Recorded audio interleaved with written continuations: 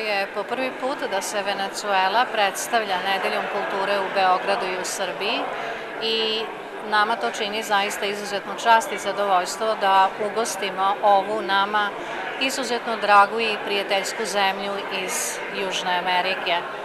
Ono što je možda zajedničko u kulturi Srbije i jedne Venecuele jeste pa to da postoji multikulturalnost, da postoji više nekakvih kultura koje su uticale na stvaranje one dominantne i naravno jako je važno setiti se i podsjetiti svih onih dobrih veza, kulturnih, privrednih i svih ostalih koji su postojale i koje treba obnavljati naravno sa zemljama Latinske Amerike.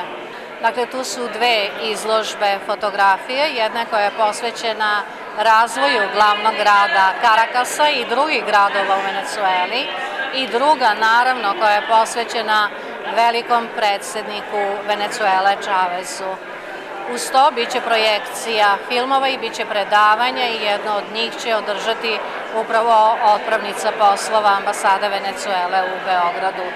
Ono o čemu oni žele posebno da govore i da predstave, to je veliki sistem, dakle, koji je okupio desetine i stotine hiljada dece koja su živela na ulici, koja nisu imala ili nemaju svoje starateljstvo u veliku edukaciju, muzičku edukaciju i sistem koji se naravno pokušava implementirati i ovde u Srbiji. Nama je drago da se obnavljaju ove kulturne veze. Naravno da Etnografski muzej u Beogradu ima ciklus koji je posvećen svetskoj etnologiji. Ja ću samo podsjetiti vaše gledaoce da će do kraja godine ovde nam se predstaviti i ambasada Indije u Beogradu sa izvanrednom izložbom koja je posvećena jednom od najznačajnijih odevnih predmeta ovog podkontinenta, a to je sari. Da će Etnografski muzej u Beogradu u sklopu te izložbe održati i nekoliko radionica koje će voditi jedan od najčuvenijih i najpoznatijih dizajnera i arhitekata Indije.